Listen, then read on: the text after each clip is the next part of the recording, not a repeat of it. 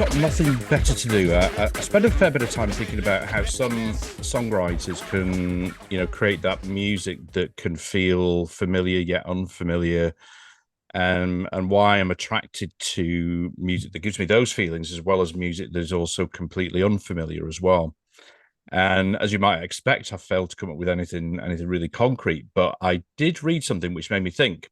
And that's basically when you're younger, you tend to use music as like an identity marker and engage with it to kind of find your tribe, navigate your social circles and stuff like that. And the theory goes that as you get older, your personality and your social circles become more developed and comfortable, like a kind of pair of slippers. So you tend to listen to music that's more familiar. Now, if that's the case, I think I'm fucked up both counts, as I've definitely experienced change in both, my identity, and also my social circles over the last, I'd say, 10, 15 years, probably. And there's another view from a neuroscientist, Daniel Levitin, which said that when we love a piece of music, it reminds us of other music that we've heard and activates those kind of memory traces to emotional times in our lives.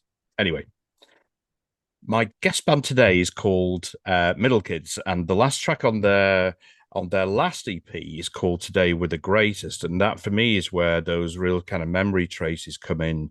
You kind of feel I feel the empathy and the relatability in it.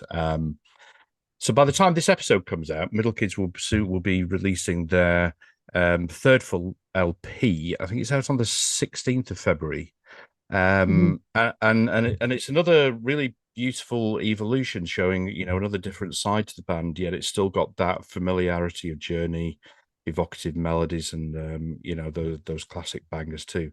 Right. Anyway, enough of that. So it's 8 a.m. here. I'm such a shock to my system in like forever. So please be gentle in my brain and mouth coordination.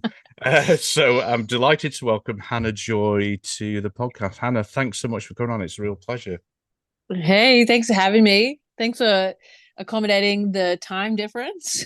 It's about time I did something useful with my life, actually sort of get up and see the world from a sort of early point Uh, anyway. that's good. So tell Love us it. about the like if we let's start with the new record, and kind of like sort of what's been happening for you, the kind of genesis of the record, over the last couple of years, I guess.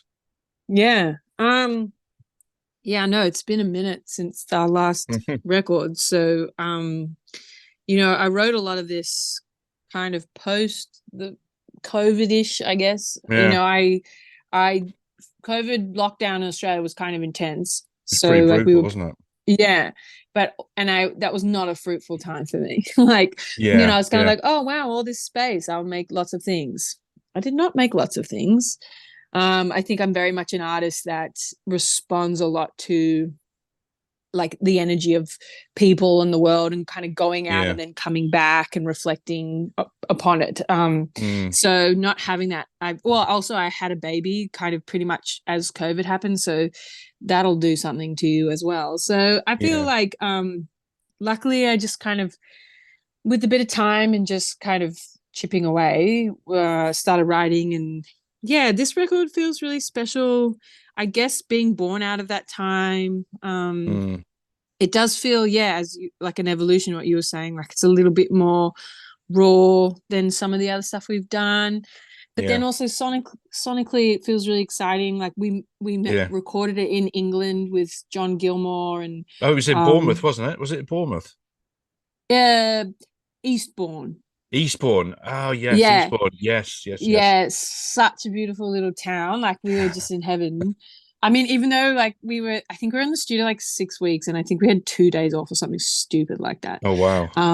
Yeah, but it was like a lovely place to make the record, and I love a lot of music that has come out of the UK, so it felt special to kind of be Mm, in that world a little bit more. So yeah, it was like we're like, sometimes you feel like you never know how your records are going to go, and I don't know what it is now, but we loved making it, and it feels like, it's just the next thing you make, and you've kind of got to just put it out there and keep going. So gonna Mm. do that. What was the I mean, the kind of you mentioned about sort of COVID and being sort of being more kind of restricted. I mean, how important is your physical environment to you? But I'm thinking both from a writing point of view, and then coming to the UK and in Eastbourne. I remember Eastbourne from when I was a kid. It was. I mean, Mm. I've not been there for I mean years, decades, and I don't properly remember it because I think I must have been a toddler when I went with my Oh wow. parents down on that coast. Yeah, it felt to me kind of like a sleepy Brighton. Yeah, yeah, I mean, I'm not I yeah, I feel like it's very quiet, but it's beautiful. Like the water was yeah. stunning, and those white cliffs, and Mm, I'd often do these big walks. And kind of as you were asking, like I think my physical environment is very has a big effect on me in terms of my output or what I'm mm, creating.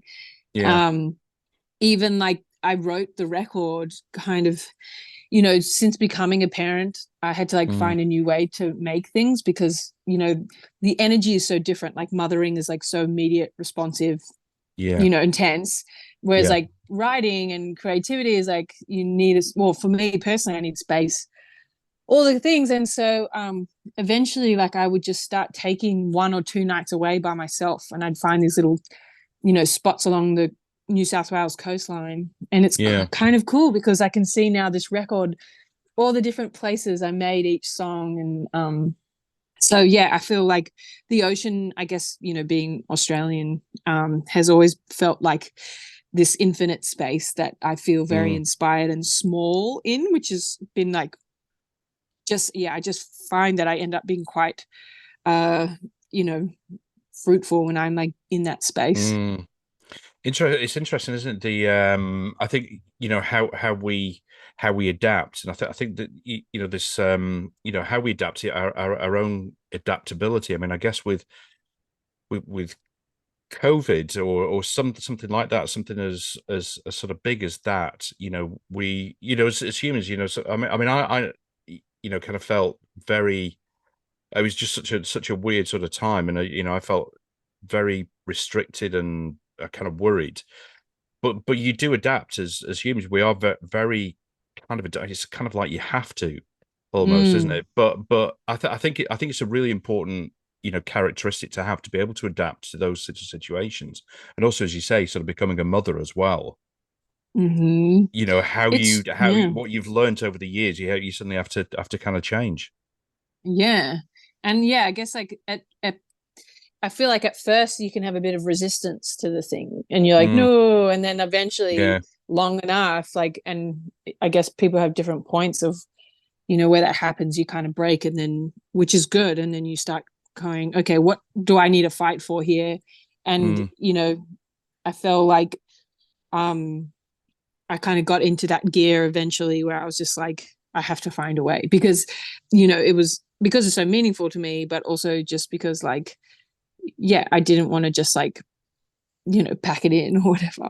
yeah, for sure, yeah. And are you planning to tour as well? Yeah. So I actually, my baby is due like a couple weeks before this next record comes out. And Mm, so we're touring again, picking it up like in May or something. So we'll do the album tour, and which will be intense. But I'm very excited because again, like we didn't get yeah. to tour our second record because of COVID. So it feels nice to be able to do that. Yeah, for sure. Yeah, yeah. And I mean, how do you enjoy touring and kind of going overseas and sort of playing it around? I mean, it's clearly a sort of massive part of what you do. Yeah. Enjoyable. Um, I am a total road doggy. I Yeah, love it. It's interesting. I mean, it's really interesting. Like, for most of our career, definitely before COVID, we were on the road, 6 to 9 months of the year, yeah. in and out. Um, and part of that I love. Like I love new places, I love Mm, people, I love also the community in music and connecting around music. But definitely. there's also like a lot of it that's like, deeply um dysfunctional, and like like I come back from tour and I'm like a shell of a woman. um but it's been really interesting, like I got sober at the end of last year, Mm, which is like massive for me. But it's so interesting now, like touring without that is it's mm, like I think I'm still figuring it out if I'm honest, but like, yeah. I think so much of it historically was also about just like, going out in the bars and like that kind of really exciting, heightened Yeah.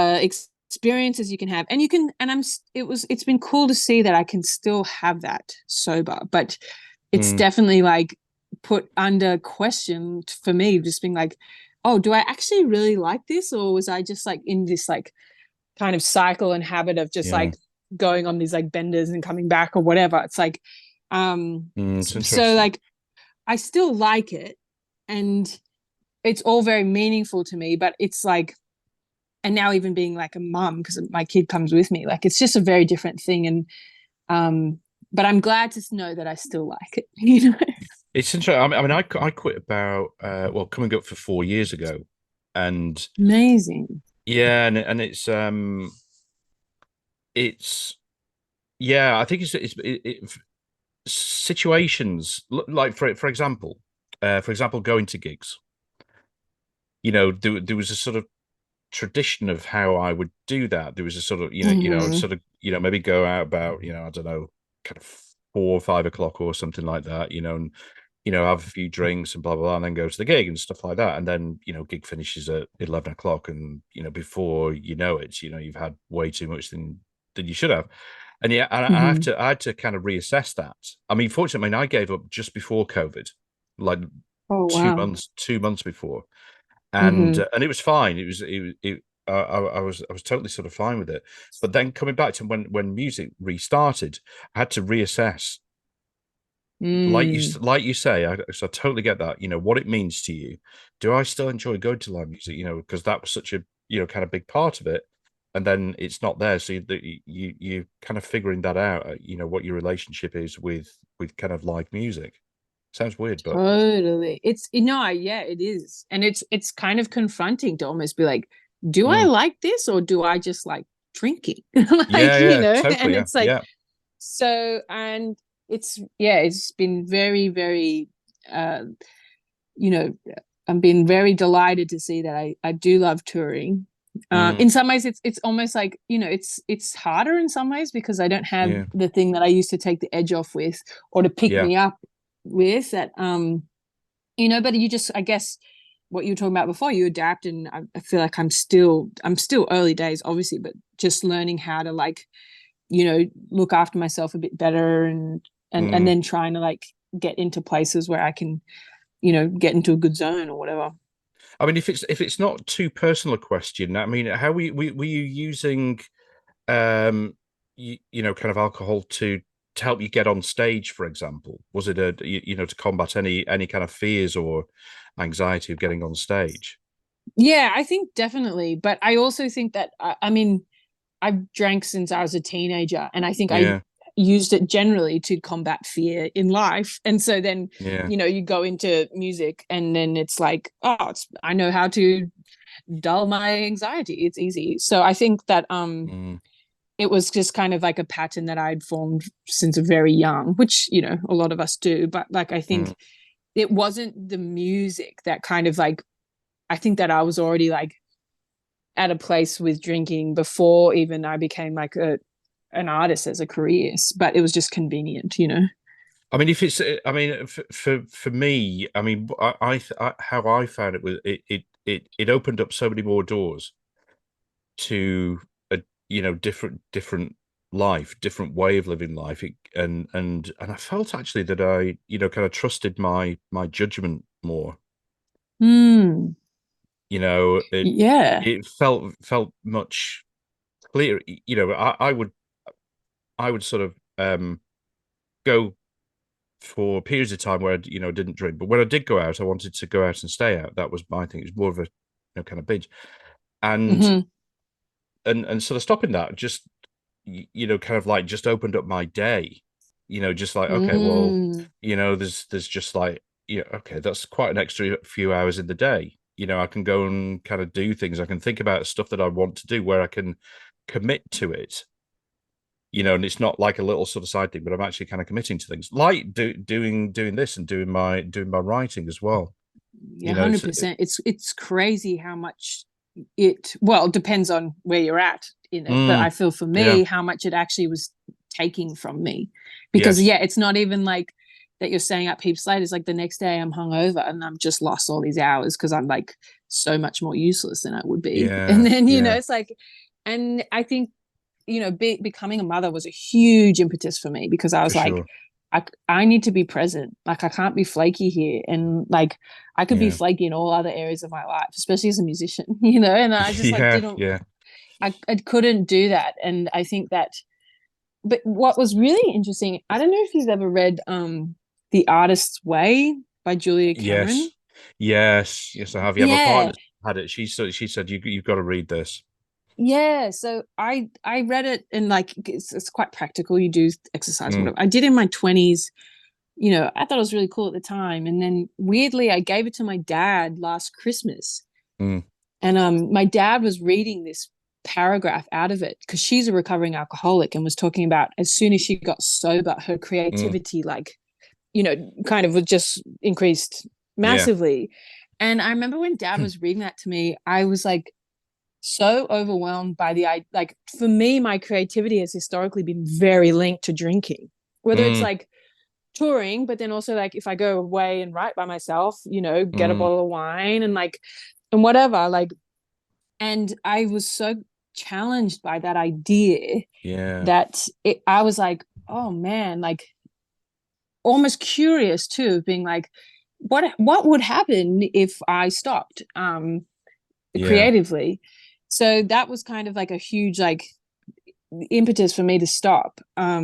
Funnily enough, like it's like I thought I would like stop drinking and then be like my best self and be like woohoo. And I honestly, it has not been that. I kind of have been going down and I'm trying to crawl my way back out. But I do feel like, and what you were saying, I totally relate to. I feel like there's so much of like your life and energy I'm like getting that I feel like I'm mm, like, I didn't know that I could have all this energy. absolutely, yeah, absolutely right. Yeah.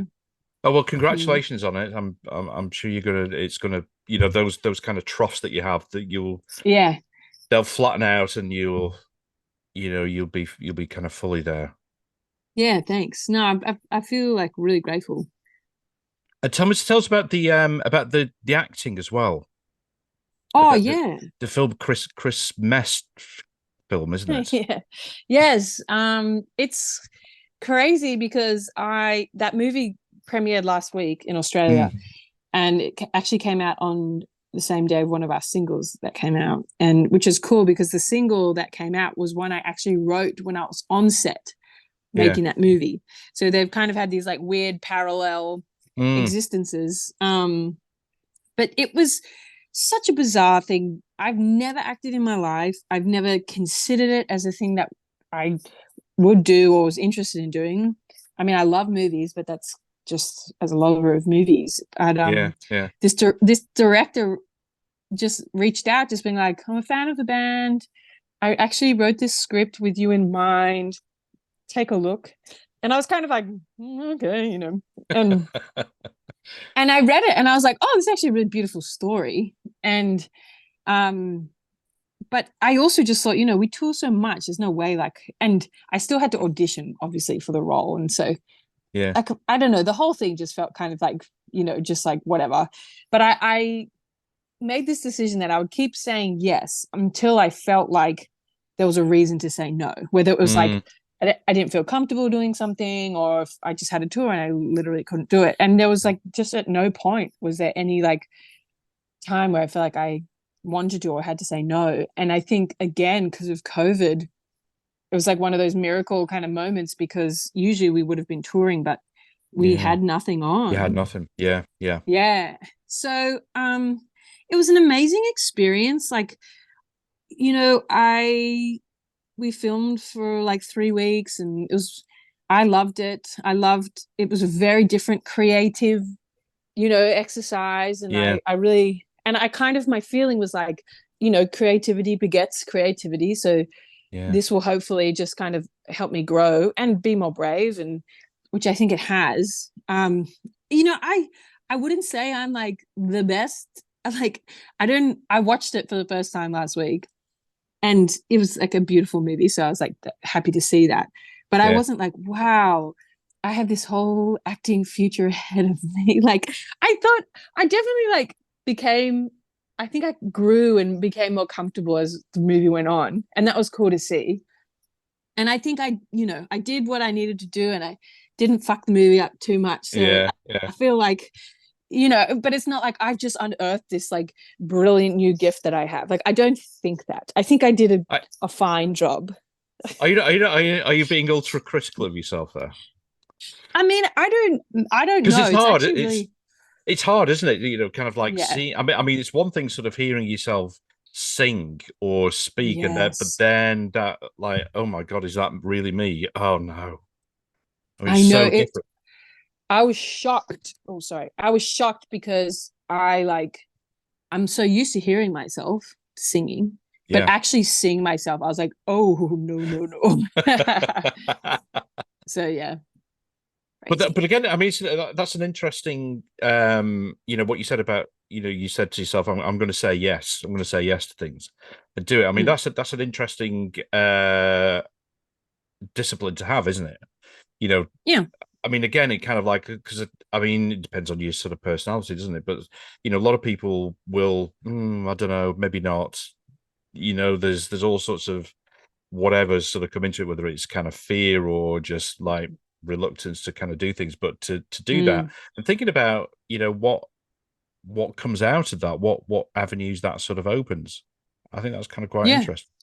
I think so too. And I feel like I'm the kind of and I think I'm becoming much more accepting of this. Like I really respond to like energy coming at me.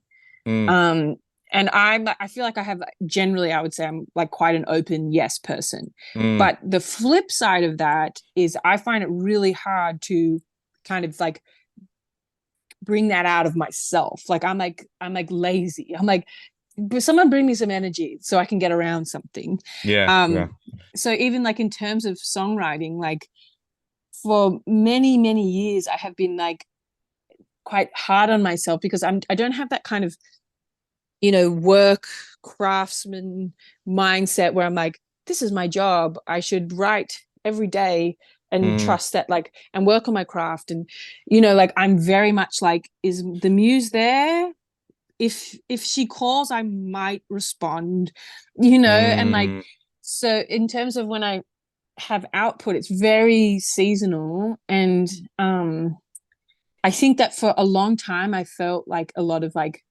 not guilt, but I'm like, oh, I should be, at this point of my yeah, life, I should be doing it like this. But actually, I think I'm coming to accept more that this is, and I know that I can grow and work on things, but also I'm like, this is kind of the way that I'm wired. And like, so my job is yeah, almost to make sure that I can stay open, stay inspired. So then when like, and stay present. So then, like yeah, when the muse does strike or inspiration, I can be like, I can say yes to that.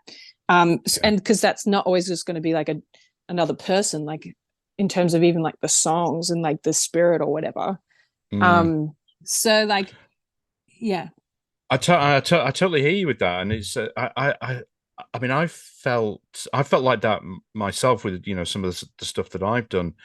That guilt of I should be doing something, and it's really hard when you kind of do stuff for yourself to take that time to either to rest, or to recharge, or just to say, well, I'm not kind of feeling it, and that's okay. Eventually it will kind of come to you.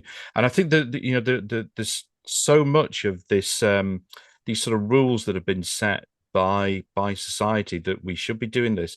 And I think when it comes to working, however you define work, but this old what was it? It was a Protestant work ethic, about how Mm, and this that now that we're having this in kind of society, this kind of meritocracy that if you don't work, then you don't get anywhere, and it's kind of rules that have been set by, I think, by kind of that kind of group of people that have got nothing, no, I've got no relationship with them, I've nothing in common with them, yet mm-hmm. there's a controlling influence that they have on our lives. Yeah, it's so true. And it's like such it's a trap too because I feel like, while I think that work ethic can work for other things, Mm, like if at any point it starts making you feel like I should be doing this or oh no, like that just totally leeches you of, absolutely. the magic anyway. So it's like, I feel like I'm interested in like trying to like, you know, be the best version of myself or artist self Yeah. and not just Yeah. be like, oh, well, I'm just like whatever. But also, like, it might not look like, chipping away at it every day. Yeah.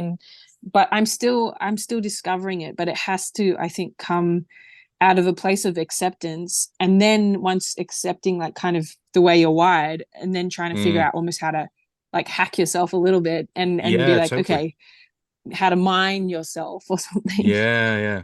So if we could, like when I'm thinking about your kind of formative influences, like when you Mm. were a kid and sort of growing up, what kind of big things you remember as being, okay, that sort of stayed with me or that's affected me, and it's what sort of things have shaped who you are today?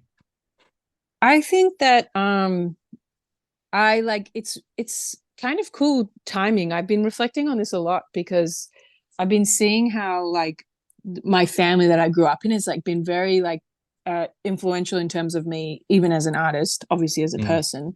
But my dad is a big music lover and I've got three brothers and we're all very musical and we'd always just like get around the piano and sing in mm, harmonies together and that was a huge part of our upbringing. But also I have because I was the only girl and a very quite a the boys would always be like playing together and that wasn't really my space as much. mm, The piano became like my confidant or like it's like I just ended right. up spending so many hours every day on that thing. And also because I was classically studying and training on the Mm, piano and I loved it. Like I couldn't get enough. But also like it became this place for me where I felt like that's where I could be whilst all the mm, other, chaos was going on. yeah, yeah. Um, and so but like, it's always just been very like, not vibe, but like feeling led. Like, Mm, I've always just had such a draw to music as a child and then as a person. I think that it's always helped me kind of make sense of myself and the yourself, world yeah. and it's cool. Like I think I have so much to be grateful for, even in my dad. Like he like loves classical music and he used to like put music on and he'd turn all the lights off in the house and we'd all have to like lie down and listen to like Strauss or like Debussy and like we'd Amazing, just be lying amazing. there. It was epic. It's actually so funny. I live next door to my parents right now. Yeah. And sometimes I can still hear my dad like blasting like Wow. Russian choral music at like midnight. Oh, And I'm just like, wow. what is he doing over there, mate? And It's it's like like, being 11 years old again. I know. But it's just been like, it was kind of almost like a cool tension because it was like, I Mm, felt a little bit like the black sheep in my family, which I found difficult. But also there was like music there. And so then because I felt like a bit of like the black sheep, I retreated into the music so much. Like if yeah. I look at like my brothers are all like so musical and and love it so much, but like Mm, I don't think they had that experience that I did when as a young person where I was like I'm making this my world because I'm not sure of that world over there that or how I world. fit, So it's you kind of know? like a solace for you, and it's like that's your thing. Yeah, Totally. So it's I hear it's you. cool because then like I feel like I can be grateful for, there were definitely hard things about my upbringing, but it was like I found this space that I Mm, don't think would be so meaningful to me if I didn't have some of the hard things. You know what I mean? I do. Yeah, that. I mean, there are some parallels with what you say there with how I experienced it, but Mm. some real differences. So I was classically trained. I played the cello, and kind Oh of wow. did all my exams. But me doing it was certainly the longer that it went on, it was more. under sufferance, and Mm-hmm. it's a real shame. The reason I know it, well, I remember it being under sufferance, because I used to sort of resent my dad for making me have the discipline of practicing, which I know you need to have. But I started playing when I was 8 years old and quit when I was 16 or 17. Mm. And, I couldn't kind of reconcile my, love of punk rock music, with playing classical. I just couldn't do it. And maybe I was Right. looking for the excuses, because I was kind of resentful. Um, Mm. so my relationship with music was slightly different in that sort of context. My dad was classically trained, and he loved classical music, and he was gutted when I gave it up. Mm. I was maybe too young. It was maybe just the wrong way of, and this is where, kind of like, I think, sort of understanding who you are as a person, or my dad understanding who I was and how I wanted music to be part of my life. It was more on his terms than my terms. Yeah, that's really interesting. Yes. And I think, yeah, once you get to that 16, 17-year-old age, like it's a pretty fruity, dicey time, you It's know? quite dicey, yeah. Yes, exactly. But I kind of picked it up again just in fact just before COVID, Oh, and it's amazing. it's interesting sort of thinking about how your mind works. At that time, my both my parents' health was, they were, I mean, they both died last year, but their health Mm, was sorry. going. And Mm, it kind of felt almost, maybe there was a bit of guilt, maybe there was a bit of unfinished business that I felt needed to be done, but I picked it up again, and I bought mm. myself one recently as well. Started practicing Wow. again. It's funny how it sort of So goes, beautiful. the circle goes round, isn't it? Yes, it's I interestingly because I stopped, and you were saying that as a teenager, punk rock or whatever. Like I feel like, yeah, once you start becoming your own person, the other genres kind of start speaking to you more. And like, Mm, I stopped my exams probably when I was like 17 or 18 as well. And mm, um, but like it's funny, definitely throughout my 20s and 30s, I will like go into like music stores and just buy some sheet music of composers I used to really love, which is yeah, like so cool to be able to go back there. But then it's also so depressing. Just, I can like, I know it all and I can read it all, but it's like my fingers are so shitty. And I'm just like, yeah, trying to play these things that I used to like rip through as a teenager that I'm just like, yeah, oh, my stupid, dumb hands. But it's yeah. cool. It's nice to get back in there.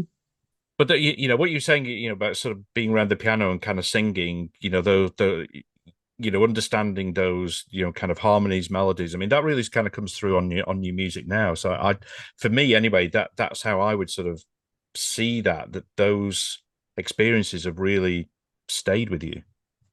Oh, it's so true. I think yeah, like that in terms of my ear and singing also just being a very free, expressive place in the Yeah, family.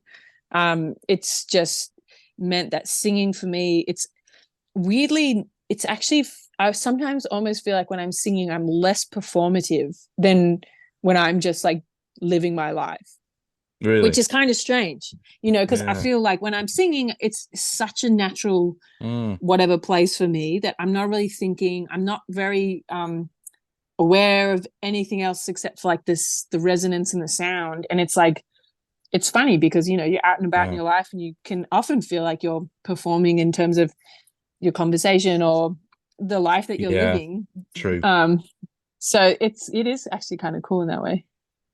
And again, sort of continuing in the sort of the childhood, what kind of scenes were you hanging out in, and what kind of people did you sort of gravitate towards?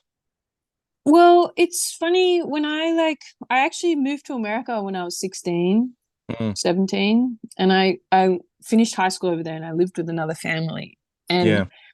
I like I wasn't like in a very good place and I wasn't doing much music. And Mm, apparently, I don't remember saying this, but my American mum was like, I said, I'm never singing again, blah, blah, blah. mm, And so, like, I was very uninterested in kind of pursuing music. And then when I came back, back to Australia, um, I kind of started like getting back into it, and also like there's just like nothing else really out there for me except for music, you know. And yeah, so I think that really drew me into. I went to college, like a music college, and Yeah. drew me to like you know, kind of the indie music world scene. I mean, I will say like the scene in Sydney's not, you know, huge or thriving necessarily. But it was like really meaningful to me to find other people who kind of had a similar disposition, or, you know, Mm. because I think, you know, even just coming from like upper middle class, like is very, even though like, you know, my family love music, it's not Mm. necessarily the thing you do for a job. Yeah, um yeah, yeah, you yeah. know, and like well, just in terms of even my peers or whatever. So it was like it was a cool season, I think, in my late teens and early 20s, actually finding other people who were like Mm. felt some sort of like, you know, like this is what I'm going to do with my life. And I was like, oh, there's other people out there, which is like really cool. And Mm. so I feel like, but then also, you know, that's very linked with the scene of like being out in the city, like very nightlifey. So it was like kind of chaotic, I would say, for many, many years, but it was like, it was fun and cool, Yeah. chaotic, I guess. I mean, I guess you know, it sort of takes. I mean, I kind of think back to me. You know, it takes time to. I mean, you're going through, you know, a lot of shifts in your, you know, in your identity, and you know, kind of finding who you are. I remember, like, wanting that kind of independence. I mean, I was sort of slightly different because I'm an only child, so I always felt like Mm, the attention was sort of on me, mm, and you know, there's kind of no escape from it. You know, and so for me, I remember like my mum always saying, you know, when I first went away to live in, I was born in the north of England, and you know, I went to study and live in Liverpool, and mm-hmm. my mum said you couldn't wait to get out the door. You know, and I Interesting. feel terrible about that now, obviously, but I think she, you know, she kind of meant, yeah, I just wanted to, you know, to escape, to really kind of find Mm, myself and find out who I was, and that kind of for carried on for a long sure. time. You know what I mean? Yeah, totally. It makes a lot of sense. Yeah.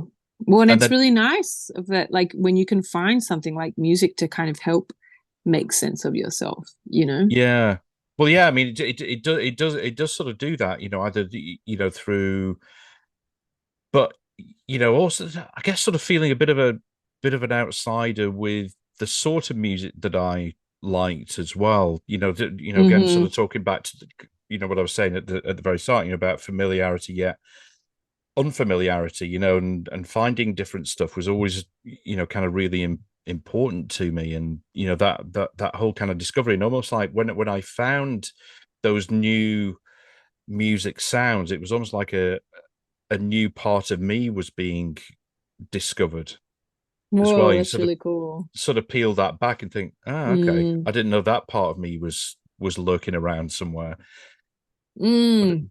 it kind of was, you know. That's cool. I can really relate to that. I think particularly in terms of you know, being in Middle Kids in this band, Mm, because I'd never played guitar before being in the band, and I had like my solo project, and it was piano based yes, of course, or yeah.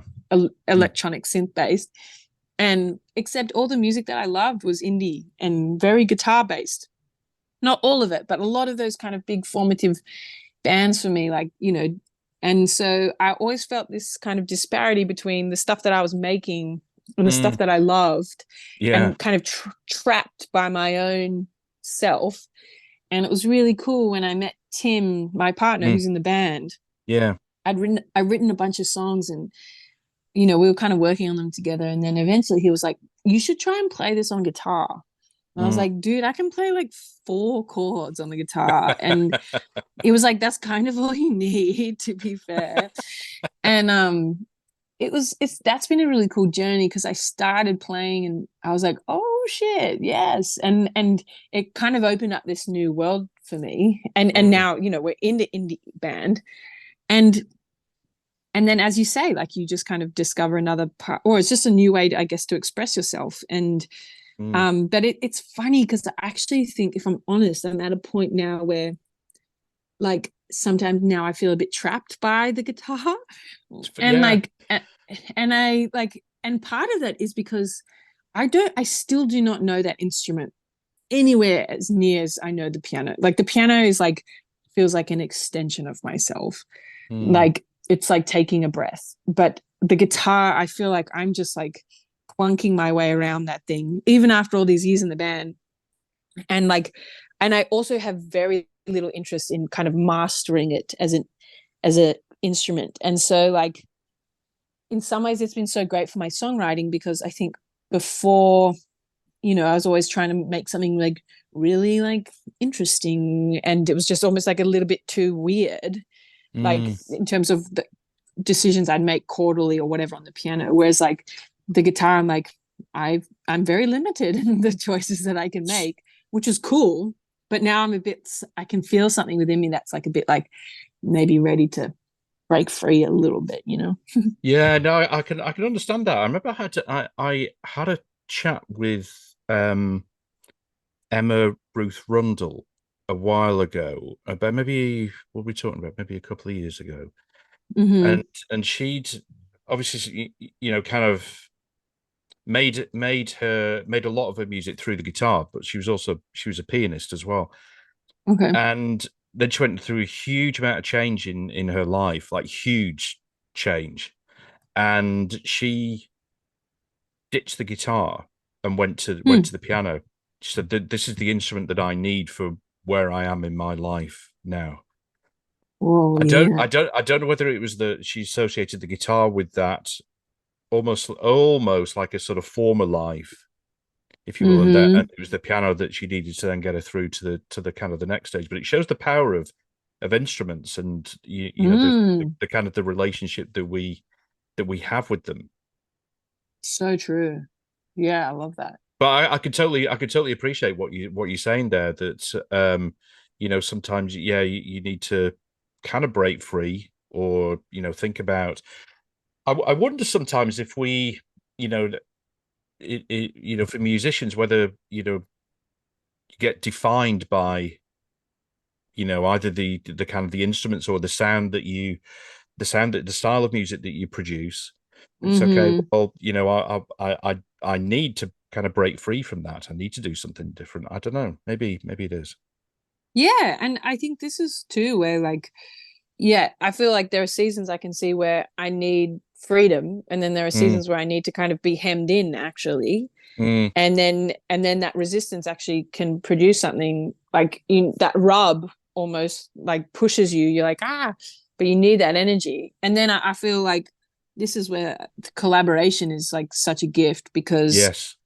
I feel particularly as a band, like, with this record, we working with someone, we were like, we actually need some like different ears and different hands and a different imagination, because Mm, otherwise it's, yeah. And it's, it's risky, because not all collaborations are actually either that helpful or successful. But like, I think it's cool when you can start kind of, yeah. reaching out, and when you find those musical connections, it's like that's a very exciting place. I'm really glad you mentioned that, because I was going to ask you about that, about how you found it to move from being, kind of like sort of solo songwriter and performer into the kind of band, the more collaborative approach. Yeah, I think I love it. It took me a long time, and probably still, I don't know, like particularly coming from the piano world. The piano is such um it's not very like you're jamming. Like being a classical pianist, I'm not jamming with anybody, unless I'm like playing with it as like an orchestra or whatever, which I Yeah. only did very rarely. And even still then, you're not jamming. you're No, like no. you're like participating. Yeah. um and so it took me a long time to get the confidence to Mm, kind of inhabit that space. And the boys, Tim and Harry, they, coming from jazz and being in other bands, and they just like have, they'd been in the million bands, and they were just constantly, so for them to mm. get into a room with people and just like make things, they're like very chill, and I'm like, oh my gosh, like it's like, and also like when I Kind of would like quite alien perform, for you. Mm. totally like if I would ever like do a recital or whatever playing the piano, it's like my head's down. I'm not looking at anyone. Yeah, yeah, I Sometimes, relate. Yeah, you've got the piano top open, you're just like, and so I think like it was quite confronting, but also like so amazing. And like, I think I needed to be pulled out of that place. yeah, Um, and I think I knew that. Which is why I wanted to be in a band. Um, but it's still funny in rehearsals. I'm still a bit like, oh, I don't know, like, what do you, and they're like, it's your song. I don't know. Like, and so I've definitely learned a lot from the boys, and I love actually just, I still am amazed by, whenever we're doing sound checks or whatever, they'll just start these jams that I'm like, wow, like it's so sick. And I like try and get around a little bit, but I'm like, not like I don't have that competence like them. But it's been really fun, I think, as well, even like outside of the music as a band, because you just carry weight together that mm, you don't as a solo artist. And I think when you're riddled with your self-doubt and insecurity, like I can find that doesn't drive me to work harder, that like makes me tap out, or like, yeah, I'm like, I'm a piece of shit, I should hide away, kind of thing. As yeah, opposed to like, I think some people's like shame and insecurity be like, I'm gonna work so hard to be the best thing at this, and I'm like kind of jealous of that in some ways. But yeah. I think for me it's been really helpful to have two other people who are very invested in this project, who and themselves are in it, and they're like, come on, like let's go. That energy's been very helpful for me. So do they sort of help with I don't know if resilience is the right word, so if you are sort of facing those kind of insecurities over what you're writing, how you're writing it, are they then encouraging you to sort of come back in and say, no, no, it's okay, this is good? Yeah, totally. And Yeah. they're doing it because they're like, I like it. I love it. Mm, It's not they're not like, come on, Hannah. Like it's like if we make something, I'm like, oh, I'm not so sure. They're like, it's awesome. And I'm like, oh, okay, like that's cool. And sometimes I can see that and feel that too. mm, But in the times when I'm like not sure, and vice versa, even for them, like when you've got three people, there's like usually someone who's able to be like, I see the way, and yeah, yeah, yeah. um What about no, sorry, no, carry on. no, Sorry yeah, to no, interrupt. I'm done. That's I was just gonna say, if you, so taking a sort of reverse situation, so you kind of yeah. react, you write something and you think, okay, this is good. They may disagree with you on Mm-hmm. that. I mean, how do, Mm-hmm. how do you? Because those sort of situations. I mean, sometimes in the past, I'm much less so now, but I've become precious about things. You do Mm. something, it's like, okay, this is my thing, and then somebody says something, even if it's in a kind of constructive way, and you think, How dare don't like that, don't like that. you? Yeah. It's funny. I think that I'm weirdly not that precious about it, Mm, but mainly because I'm like, I also just have this like baseline position that I'm like, we've all got to like it if we're going to do something with it. And yeah. it's like, obviously, if like someone's just like, I'm not feeling that, then it's like, well, I can't make you feel that. And Mm, I also know that like we all need to feel it for it to be the best and for us to perform the best. Um, but I think that I can also, if some like say Tim particularly, because like he's my partner, and mm, I'm like always like show him first, and I think that I yeah. can easily like almost like sometimes if he's like, oh, I don't really like that, I'll be like, oh, okay, it's probably shit. I think I'm almost learning now more of being like, you might not actually like that, but I like that, and we don't have to use it in the band, but I might come back to that later for me at some Mm, point. You know yeah. what I mean? Like, but Yeah. that's been like that's taken me a little bit of time, but it's kind of cool because I feel like, I've got this Dropbox of songs that I've written that the boys haven't necessarily, resonated with, which is totally fine. Yeah. But as I've kind of like circled back to them, I'm like, there's something in there that's actually still speaking to me. And so I'm like, I don't know if I'll ever do anything with them, probably not. But like, that I could always It's come back to for myself. It's interesting, I think, where you have those you know, where those sort of situations of difference or somebody not quite sort of feeling it, how you resolve those. I remember that I was having a chat with Ray On, who's the bass player with the Hard-Ons. They're Hmm. from Sydney as well, and Hmm. he was saying that their last album, the very last track, which I think is one of the best things they've ever written, they had a piano in it. You know, they brought in a pianist, Hmm.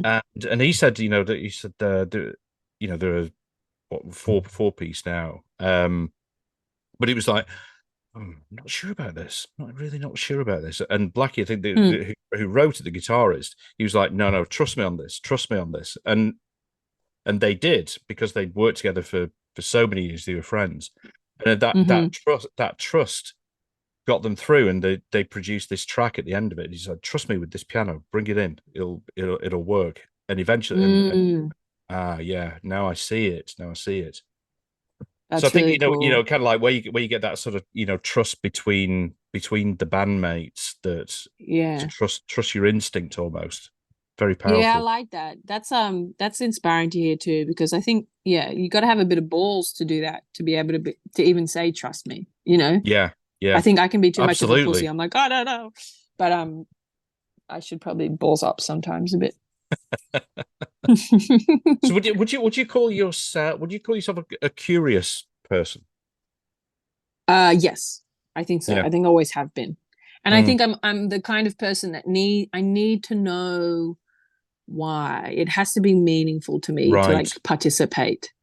And but then by nature, then I feel like I want to participate. So then I think I know that I need to like then be like curious Mm, and explorative, because otherwise yeah. I won't get off the couch. I think that power of why is well, it is powerful. I think, you know, when you know, in anything kind of in your life, you know, whether you're choosing to, I don't know, buy something or whatever, it's like, okay, well, why? You know, Hmm. what's the meaning to me? I think that you know, there's so much, you know, kind of short termism in our life, Huh. and kind of like things that are immediate, but you know, without that you do without understanding the why. But then I think when you do, it has a longer term effect, if that makes sense. Yeah, it's so true. I also think I'm particularly like curious in like when it comes to people. You know, I feel Mm, like and I think this is why even songwriting is cool, because like I'm just so interested in story and yeah. people's experience of life. And like I think that because there's like it's like it feels like an infinite space to learn, and it's just Mm, crazy too, like the more you live and we're all in different contexts and we have different experiences, yet so many of like the big overarching themes are very similar, just taking place in these different specific little yeah. stories. And Mm, I find that like quite motivating and energizing for me, of like connecting and hearing people's stories, which is like cool. I think those are, you know, those that sort of storytelling, and you know, because I think, you know, it feels like, you know, the we have this sort of paradox, like the world is sort of ultra connected, you know, sort of globally, you know, we're very kind of connected, but at the same time we're very splintered and kind of divided. So I think those, you know, I mean, just sort of thinking specifically about music, because it's so powerful and such a kind of common thing, that where you produce music with those stories where people can relate to what you're saying. And this is like Mm-hmm. going back full circle to this sort of familiarity thing, you know, about Mm. you know, the either the way that the songs are constructed, you know, the kind of the chords, you know, the progression of the chords, plus the you know, the lyrics, you know, what you're saying about your personal experiences, how those relate to people. I just think those are the really that's the sort of music that I want to listen to. Mm-hmm. It's so true. And I think that music is in an exciting place, you know, what you're talking about, that with familiarity. But then like I feel also the music that's like, it gives you enough for you to feel like I can connect to this, but then it also pushes you a little bit where like where it's like maybe, Yeah.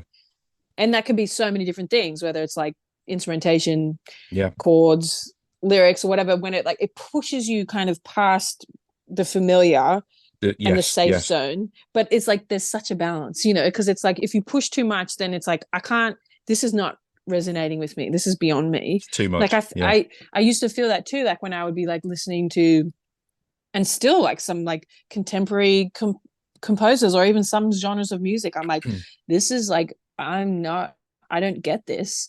But then when you can find the little bridges and then all of a sudden the whole genre opens up to you, you're like, oh, but you have to go on that journey, obviously. But I think it's an exciting place to be as a songwriter of like, how can you give something to someone that, you know, connects, but then also is kind of like a little new thing or a little push or something. Yeah. Yeah. Yeah. No, I agree. Mm. What, if anything, in what way, if any, is how you define your success changed over, I don't know, like the last, well, since the band has been going, has it changed?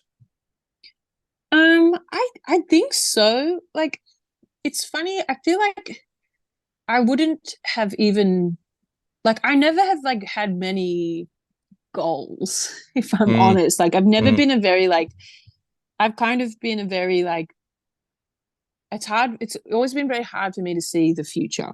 And I I guess agree. because maybe I was Me too. a chaotic person or something. I don't know, Mm, like yeah. that I've never really felt like, oh, I'm gonna shoot for this, or I'm gonna I just kind of have always just felt like I love making music. It's so meaningful to me and I'm gonna do that. And wherever that leads me, cool. Um and I think that but the longer that I've done it, and now that I know, I feel like the world's kind of like opened up a little bit. I feel like it feels very important to me to always be able to make something. And so Yeah. like, and that feels like success to me in terms specifically in like the music career. Like I know that like, you know, I don't have any grand ideas of like necessarily becoming like bigger, but Yeah. it would, but yes, if it meant that like just more resources and more ability to make things, you Yeah. know, like because I definitely feel like, you know, we're kind of a small indie band still from Sydney, and like I feel like it's always like a little seedling, like can we keep Mm, going, like will we be able to do this another year, like yeah. and I'm grateful that we've been able to go this long. But we're obviously like just not in a place where it's like woohoo, we know we can just always make music for the rest of our lives in terms of our career. Yeah. So I feel like, you know, success would definitely at this point mean that if we could just keep making it in a way that also that isn't like you feel like you're losing more or it's like costing you more to do it, then you know what I Yeah. mean, like I feel like I in that grind place, like Mm, still a grind, but like I feel like I'm like I got two kids, like you know, it's like yeah. you can't grind the way you used to. And so Yeah. Yeah. I feel like that shit gets a bit more real. Yeah. But I feel like, yeah, I mean, I would love just to be able to like look after my family and make music. I don't know if that's always going to be the thing, but that honestly feels the most like successful thing. If I could like look after my family well and make Mm, music, like that's the dream, I would say. yeah. Yeah. No, that totally makes sense. Anna, thank you so much. It's been No really great worries. talking to you. Really great It's talking been to you. awesome to chat. It's so interesting. Thank you. I've loved all your questions and thoughts.